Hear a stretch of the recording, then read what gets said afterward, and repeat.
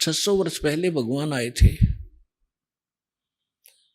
और उस समय वो अपनी अमृत वाणी से अपना यथार्थ ज्ञान बोला उन्होंने। उनकी प्यारी आत्मा धर्मदास जी ने उसको लिपिबद्ध किया, जो सच्चिदानंद घन ब्रह्म की वाणी कहलाती है, जिसको हम कबीर वाणी कहते हैं।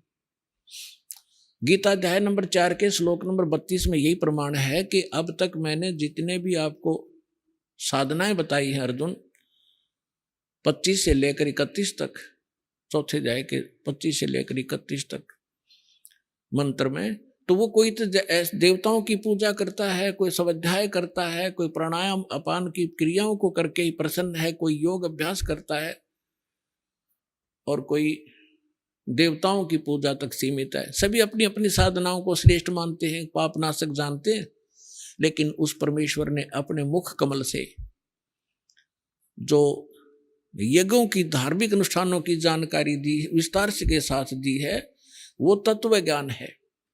चौथे अध्याय के 32वें श्लोक में, फिर चौथे अध्याय के 34वें श्लोक में कहा है कि उस तत्व ज्ञान को जो भगवान ने खुद आकर बोला है, खुद बताया वो ज्ञान स्वयं किसी तत्वदर्शी संत से जाकर समझे, उनको दंडवत प्रणाम करने से, कपट छोड़कर उनसे प्रसन्न करने से वो तत्वदर्शी संत तुझे उस तत्व ज्ञान का उपदेश करेंगे। तो उस तत्व ज्ञान के अंदर परमेश्वर ने 600 वर्ष पहले आकर ये ज्ञान दिया था। और जैसा परमात्मा की लीला में लिखा हुआ है, वो कैसी लीला करते हैं, परमात्मा को पहचानने के लिए हमने अपने उन सदग्रंथों को पुनः देखना पड़ेगा, जिनको हम आज तक शिरोधार्य मानते आए हैं। पवित्र हिंदू धर्म के अंदर हम चारों वेदों को सर्वश्रेष्ठ मानते हैं, और जो भी कोई साधु संत वेदों के मंत्र बोलकर संस्कृत में और फिर उनका अनुवाद हमें सुनाता रहा, हम उसको विद्वान पुरुष मानते रहे और ये मानते रहे कि वेदों का बड़ा ज्ञाता है और वेदों के अंदर भगवान की महिमा लिखी है, यह मानते ही थे। फिर कोई पुराणों का नाम लेकर के हमें सुनाता था कि पुराणों में ऐसा लिखा है, विष्णु पुराण में ऐसा है, शिव पुराण में ऐसा है, और फिर पूजा बताते थे भगवान शंकर की, भगवान विष्णु की। तो हम ये सोचा करते थे कि विद्वान पुरुष है, संस्कृत भाषा जानता है, संस्कृत बोलता है, इसलिए इसने इन सदग्रंथों को ठीक जाना है। तो आज तक हमारा ये भ्रम बना रहा और हम विनाश को प्राप्त होते रहे। 600 वर्ष पहले परमात्मा ने आके कहा था, गुण तीनों की भक्ति में ये भूल पड़ो संसारे, कहे कबीर निज नाम बिना कैसे उतरो पार। तीन देव की जो करते भक्ति, उनकी कदे ना होवे मुक्ति। 600 वर्ष पहले परमात्मा ने ये यथार्थ ज्ञान दिया था, जो दास आपको आज बता रहा है। और आज आप शिक्षित हो, उस समय हमारे पूर्वज शिक्षित नहीं थे। अरे नकली संतों, ऋषियों, आचार्यों और शंकराचार्यों का दाव लगा रहा कि जनता अशिक्षित है, और इसी बात से परमात्मा के उस अनमोल ज्ञान को हमसे दूर रखा कि कबीर एक धानक है, कबीर एक जुलाहा है, और ये शिक्षा ग्रहण कर नहीं सकता, क्योंकि ब्राह्मण लोग ब्राह्मणों को ही शिक्षा दिया करते थे।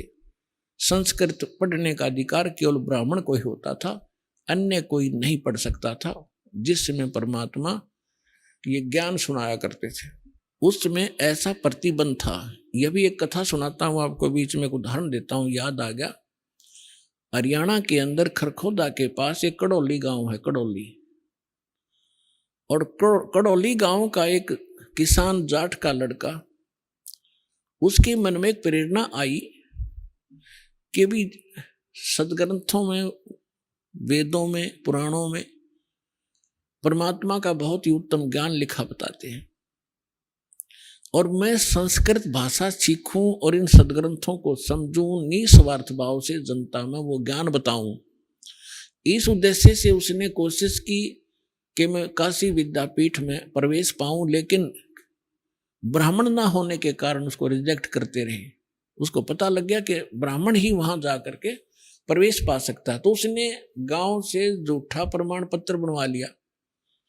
नंबरदार ऐसे अशिक्षित से होते ही थे, उस पर लिखवा लिया ये ब्राह्मण है और इस गांव का है, इसके ये पिता का नाम है।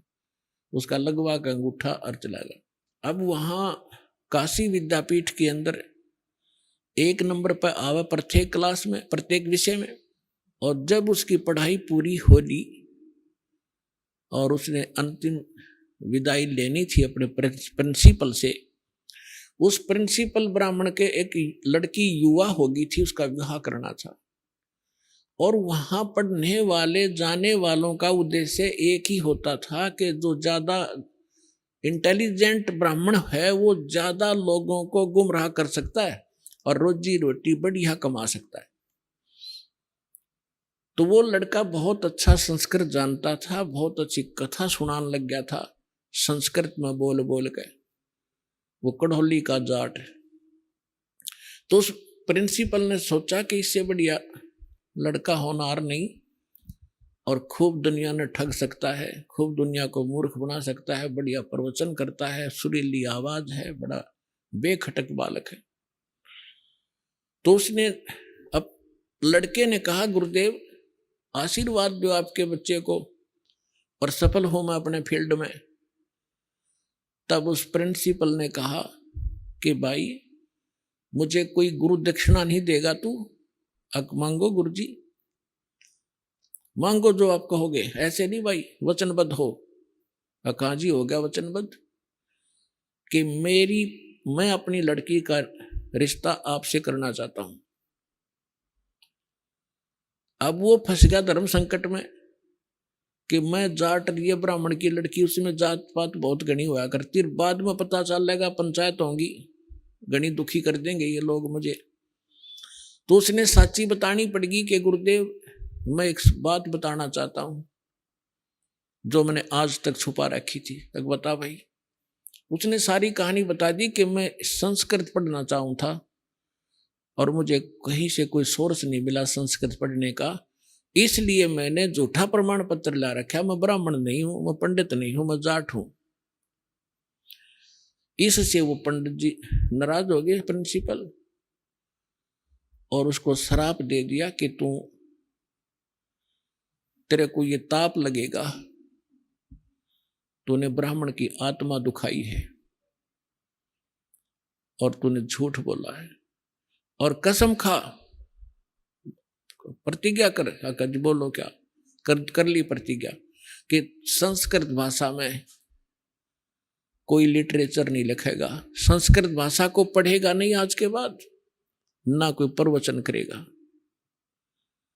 उसने कहा जी जो आपकी आज्ञा, प्रतिज्ञा करता हूं।